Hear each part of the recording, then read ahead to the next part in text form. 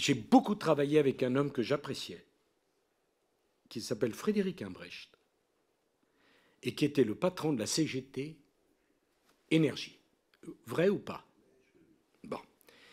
Et nous avons eu ce truc qui nous est tombé sur le dos, qui était le changement de statut d'EDF. Puisque Bruxelles indiquait qu'EDF pouvait accéder au marché sans aucun problème, puisqu'elle avait la garantie de l'État, puisqu'elle appartenait à l'État, et qu'il fallait changer de statut. J'ai dû le faire. Ce qui avait provoqué, j'étais à la centrale de Chinon, c'était une émeute, je crois.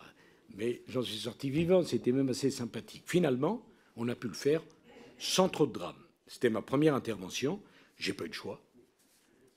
Nous faisons partie de l'Europe, je suis un Européen convaincu.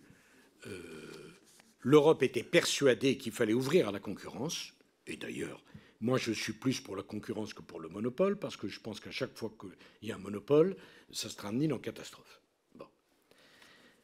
S'agissant de la loi NOM, je rappelle que l'origine de l'ouverture à la concurrence des marchés de l'énergie se trouve dans les directives européennes de ce qu'on appelait à l'époque le paquet énergie. Quelle date? 1996. 1996. Ce paquet énergie a été transposé dans la législation française par 30 textes. Le paquet énergie 1996, 30 textes.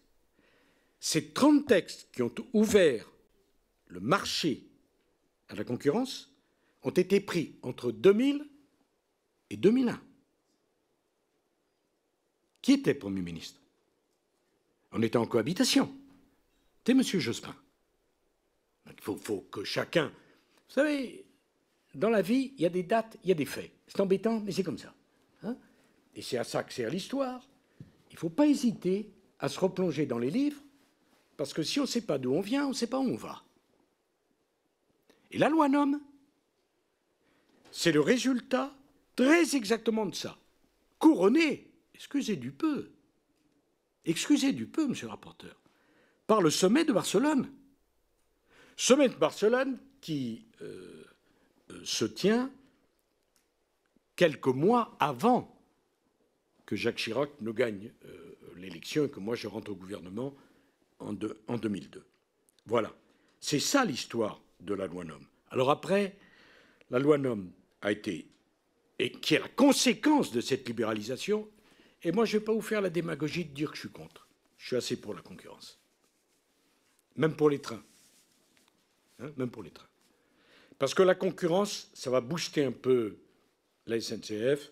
Je pense que la concurrence, ça booste aussi, et on en a besoin, Air France, et que la concurrence, à l'époque, moi j'avais EDF, Areva et Suez, qui opéraient le nucléaire en Belgique. Mettez-vous à ma place de président. Je n'allais pas casser l'un pour l'autre.